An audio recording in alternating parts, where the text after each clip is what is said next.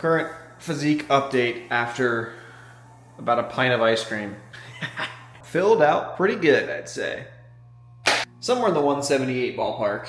And that's full on post meals, post everything. It's like 8:30 something at night. This bad boy. So we are going to spend a good 20 to 25 minutes in the sauna because we have access to one and we're going to use it. I'm eyeing up different saunas that I want to buy myself.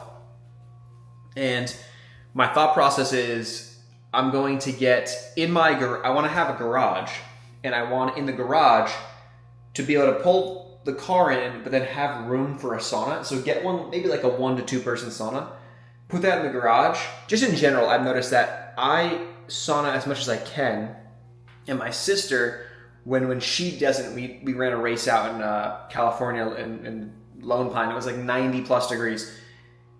I never noticed anything. Like I never had a problem. She, on the other hand, overheating was a bigger problem, and she doesn't sauna. She, goes to school in Michigan and doesn't get that heat exposure. So I'm going to use it when I can. So I'm going to take advantage of it while I'm here. But I will say, one of the first big purchases that I'm going to make when I finally settle down in the place that I want to live is going to be a sauna. Do I know exactly where that place is going to be? Not exactly. I think I know the town. I don't know exactly where. We're ironing the details out, hopefully. But a sauna will be one of the biggest, or will be one of the first main or big purchases. And I think I'll use it. Like I'll use this thing a lot. Like I will absolutely get in the sauna every night. It's such a nice thing to do. Like get in the sauna, take a nice shower, and then like your body just now spends the next hour just cooling down in like that relaxed state before you go to bed. It's like the best thing to do.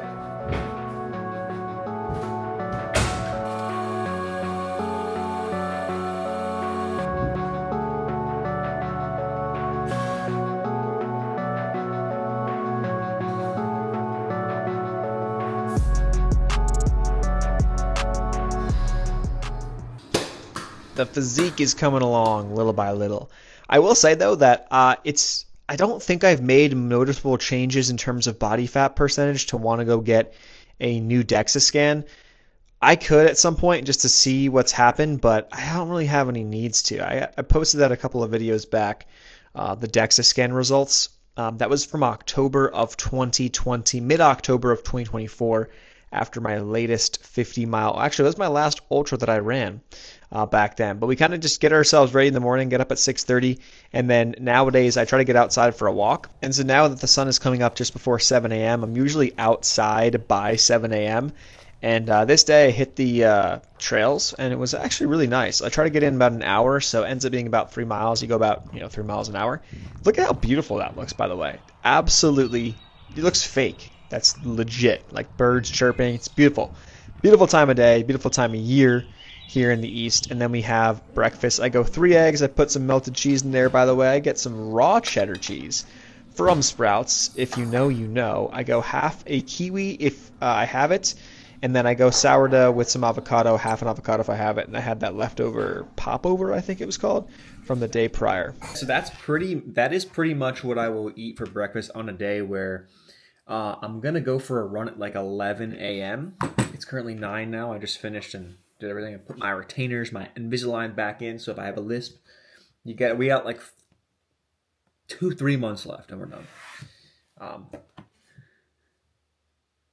Coming along. Just want to get these guys a little bit less in, a little more out, but overall, they're pretty straight. The little muffin thing was a popover, I think is called.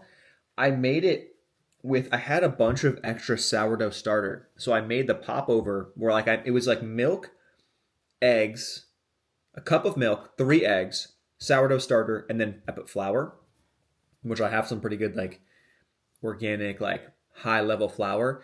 It's kind of expensive, but it's for, I think, a good purpose because I eat a lot of it. That was literally it. So that thing, oh my God, it came out so freaking good.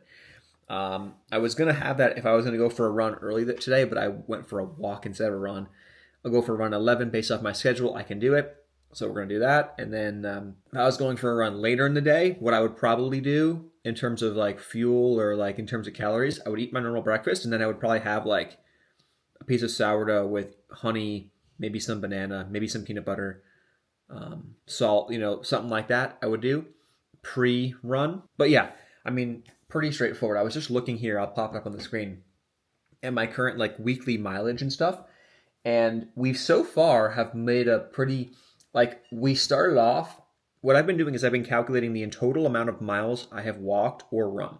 So like, think of it as like time on feet, but like miles on feet throughout the entirety of a week. This includes runs, this includes hikes, it includes walks, it includes everything. Like it includes my walking from here into the bathroom in the next, few minutes when nature calls. Like that's it all encompassing. So I want to go about it from this frame because I think it's going to be more helpful in gauging total volume, total time on feet for a bigger or for these longer endurance events where you have to be used to that. Because in the past, what I would do is I would train hard, right? I'd go for my runs or I'd go for my lifts and I have my long runs on the weekends or whatever. And then I would then become a vegetable the rest of the day. So my view is maybe we don't do as intense of these events, these one-off events, like these one-off training runs. Not one-off, but like I make the training runs less intense, but I make more of them or more total volume. Bring in more times for that, like, 3-mile hike after maybe I ran, or 3-mile hike in the morning, go run in the afternoon. Maybe I run a tiny bit less, but I'm still getting in the volume in total. And so my plan is to slowly increase the total. And as I start to increase it, we're going to kind of go maybe like a week or two up and then pull back a little bit. A week or two up, pull back. So it's like that stair step up. But so far, so good. I'm also tracking vert because I do want to make sure I get some weeks that I have 20 plus thousand feet of vert per week, at least. I think I should get a week or two that I get 30,000 feet of vert in a week. That'll hopefully happen at some point down the road. But that's the plan. It's coming along nice. It's just kind of, we got so many weeks to go. Like, so just, stair step one at a time. And we'll see how it goes. My thought process is I don't know exactly where that total, mileage will get to in terms of, walking, running total. But obviously I want to get it over 100. And then beyond that, how high do we go? I don't know. We'll see how we feel. Quite the simple lunch today. Bowl of beef, rice in the bottom, half an avocado right on top. And sometimes, today we're doing the Tabasco. Sometimes, you want to sweat more, so you go Tabasco. Now, you could go less sauce, and you wouldn't sweat as much, but I just have a heavy hand, and I just put the same amount of sauce I would put Frank's as Tabasco, and it's substantially hotter. Mustard because why not? It's good. Super lean ground beef. I usually go for fattier ground beef, but it'll do. I don't change the way that I eat at all because I run more. If anything, I probably eat more food and more protein than I did in the days that I was bulking back in college.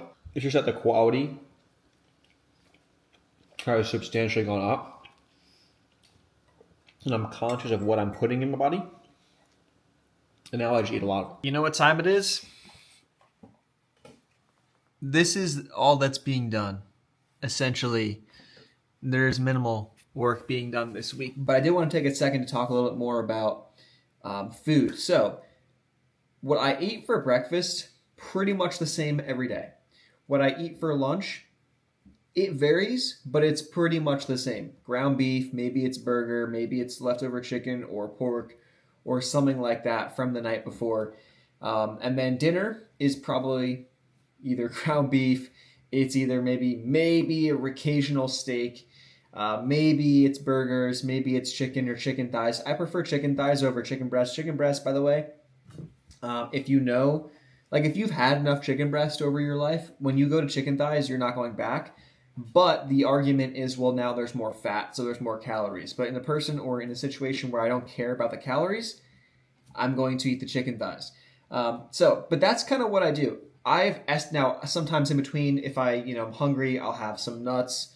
I'll have either some sourdough with peanut butter, some fruit. I'll throw in. I eat tons of vegetables. It's in my ketchup. I also eat tons of broccoli. I eat sweet potatoes all the time. I love sweet potatoes. Like, in a perfect world, I would go to Whole Foods every single day and I would get all the different types of sweet potatoes and I would eat those as like my only carb source. Maybe some rice here and there. Like, sourdough, okay. It would be sweet potatoes, sourdough, rice, and then honey would be like my 3 main carb sources or 4 main carb sources. I love it so much. So I'll eat those things, and then for the most part, that's kind of it. Like, it's pretty straightforward, and then the proteins get kind of mixed in. I throw in milk. I'll make ice cream here and there. Past couple weeks, I've been crushing the ice cream. But if I had to do an estimate, because I used to track my calories are probably in the 3,000 to 4,000 per day range.